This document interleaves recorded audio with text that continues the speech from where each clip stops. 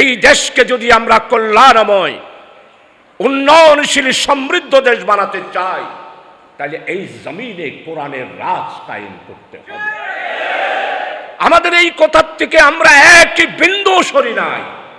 প্রিয় ভাই সব, কল্যাণময় একটি ইসলামী রাষ্ট্র কায়েম করার জন্যেই আমরা জামাত ইসলামীরা আজকে 54 বছর ধরে, আর পাকিস্তান আমলে 25টা বছর ধরে কাজ করছি।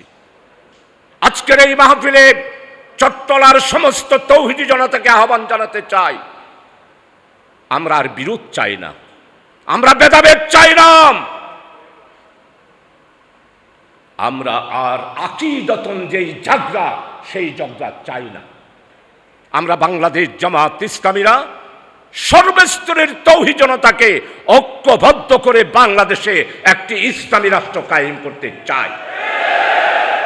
আমার নবী মুহাম্মদ রাসূলুল্লাহ সাল্লাল্লাহু আলাইহি ওয়াসাল্লাম খন্দকের যুদ্ধে পেটে পাথর বেঁধেছেন।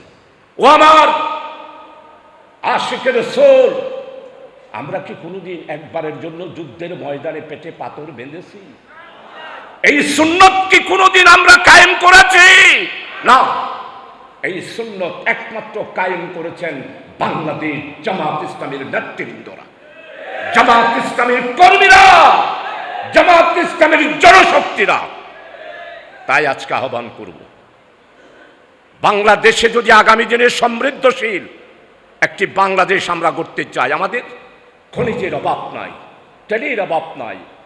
আমার মাননীয় উপদেষ্টা ডক্টর ইউনূস জাতিসংঘে যাবেন, সাথে নেবেন জামাত ইসলামীর নেতা, বিশ্ব নেতা, বিশ্ব ডিপ্লোম্যাটিক ডক্টর সৈয়দ আব্দুল্লাহ মোহাম্মদ তাহেরকে। চিন্তা করতে পেরেছেন জামাত ইসলামীর ইতিহাসে 1967 সালে একবার বানিয়া জামাত সৈয়দ আবুল আলা মওদুদী রহমতুল্লাহ আলাইকে বাদশাহ ফয়সাল ডেকে নিয়েছিল বিশ্ব সম্মেলনে। আর এইবার জাতিসংঘে বাংলাদেশের ইসলামী আন্দোলনের নেতা হিসাবে বাছাই করেছেন ডক্টর সৈয়দ আব্দুল্লাহ মোহাম্মদ তাহের এবং জামাত ইসলামীকে। আপনারা কি পেরেছেন আমাদেরকে দাবাই রাখতে? আমাদেরকে নিচ্ছিন্ন করতে পেরেছেন? আপনারাই ঘোষণা দিয়েছিলেন দুর্ভিক্ষ যন্ত্র দিয়েও জামাত ইসলামীকে পাওয়া যাবে না। আমাদের নিবন্ধন নিয়ে গিয়েছিলেন, আমাদের প্রতীক নিয়ে গিয়েছিলেন। আমাদের নেতাদের মধ্যে এটিএম আজহারুল ইসলামকে আল্লাহ তাআলা ফাঁসির কাষ্ঠ থেকে আমাদের কাছে ফিরিয়ে দিয়েছেন। প্রতীক ফিরিয়ে পেলাম, নিবন্ধন ফিরিয়ে পেলাম, রাজপথে মিছিল করলাম, জাতিসংঘে বাংলাদেশের ইসলামী আন্দোলনের প্রতিনিধি হিসাবে জাতিসংঘে যাওয়ার জন্যে আল্লাহ তাআলা আমাদেরকে সুযোগ করে দিলেন। প্রিয় ভাই সব, আজকে আপনাদের খেদমতে আরজ করব, আপনারা যারা উপস্থিত হয়েছেন, আমাদের দ্বীনী ভাই আপনারা যারা উপস্থিত হয়েছেন, সুন্নতে রাসূল, ইত্তেবায়ে রাসূল আমাদেরকে অনুসরণ করতে হবে। এই ব্যাপারে 1 নম্বর যেই কাজটা আমাদের দ্বীনী ভাইদের করা দরকার, সেটা আমি হই আর অন্য কেউ হয়। আমি প্রত্যেক জায়গায় বক্তৃতা বলি, হারাম এবং হালাল পার্থক্য করেই আমরা যারা ইসলামী আন্দোলন করি তাদেরকে, মুসলমানদেরকে হারাম এবং হালাল বাছাই করে চলতে হবে। আজকে হারাম এবং হালাল বাছাই না করার কারণেই বাংলাদেশ থেকে লক্ষ লক্ষ কোটি টাকা মুসলমানের নাম দিয়ে বিদেশে পাচার করে দিয়েছেন। সম্মানিত ভাইরা, 2 নম্বরে যেই কাজটা, সেই কাজটা হলো আল্লাহর ওলিয়ায়ে কেরাম শাহ ওলিউল্লাহ মুহাদ্দিস দেহলভী রহমতুল্লাহ আলাইহি তার কিতাবের মধ্যে, ইমদাদুল্লাহ মুহাজির মক্কি রহমতুল্লাহ আলাইহির কিতাবের মধ্যে ওলিয়ায়ে কেরামদের সমস্ত ওজিফার মধ্যে আমি একটি জিনিস পেয়েছি।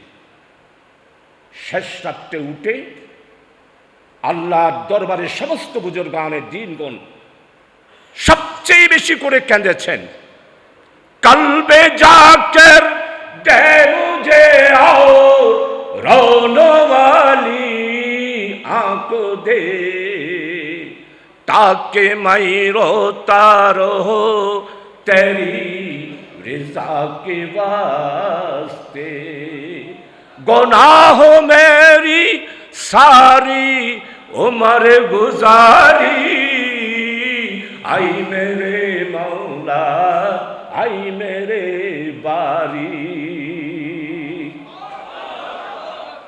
সম্মানিত ভাই সব বুজুর্গানে জিনগণ কাঁদতেছেন, ও আল্লাহ আমাকে তুমি দুইটা জিনিস দাও, একটা জিকিরওয়ালা কলব দাও আর কান্নাওয়ালা দুইটা চোখ দাও। সমস্ত বুজুর্গানে জিনদের আল্লাহর কাছে শুধু চেয়েছেন, হে আল্লাহ আমাদেরকে তুমি দুইটা জিনিস দাও, একটা কান্নাওয়ালা চোখ দাও আর জিকিরওয়ালা একটা কলব দাও। আজকে আমি আমার জামাত ইসলামের দিনী ভাইদেরকে আহ্বান করব, আসুন হারাম এবং হালাল পার্থক্য করি আর আল্লাহর কাছে দুইটা জিনিস চাই, একটা জিকিরওয়ালা কলব চাই আর কান্নাওয়ালা একটি চোখ চাই। আমি আজকে দৃঢ়তার সাথে বলবো, আমরা যদি কান্নাওয়ালা চোখ এবং জিকিরওয়ালা কলব যদি হাসিল করতে পারি, হ্যাঁ আমরা শপথ নিচ্ছি এই দুইটা জিনিস আল্লাহর মেহেরবানি যদি আমরা হাসিল করতে পারি, আল্লাহর মেহেরবানি আগামী দিন না, আগামীকাল দিন না, জনগণ আজকে অপেক্ষা করছে, আমাদের দিকে তাকিয়ে রয়েছে। আমরা জামাত ইসলামীকে রায় দিতে চাই, আপনারা কি রায়টা নেবেন? আপনারা কি বুটগুলা নেবেন? এটাই এখন জনগণের প্রত্যাশা, এটাই হচ্ছে জনগণের আকাঙ্ক্ষা, এটাই হচ্ছে জনগণের রায়। প্রিয় ভাই সব আমি আপনাদের খেদমতে আরজ করব, আসুন 5ই আগস্টের পর ঐক্যতা চেয়েছিলাম, আলহামদুলিল্লাহ ইসলামী দলগুলো ঐক্য হয়ে যাচ্ছে। আগামী দিনের বাংলাদেশের রাজনৈতিক দৃশ্যের প্রেক্ষাপটে আপনারা দেখবেন সমস্ত জনগণ জামাত ইসলামীর পতাকা তলে সমবেত হবে আর জামাত ইসলামীকেই আগামী দিনে ক্ষমতায় বসাবে ইনশাআল্লাহ। আল্লাহ হাফেজ। বাংলাদেশ জিন্দাবাদ। ওয়া মা তৌফিক ইল্লা বিল্লাহ। আসসালামু আলাইকুম ওয়া রাহমাতুল্লাহ।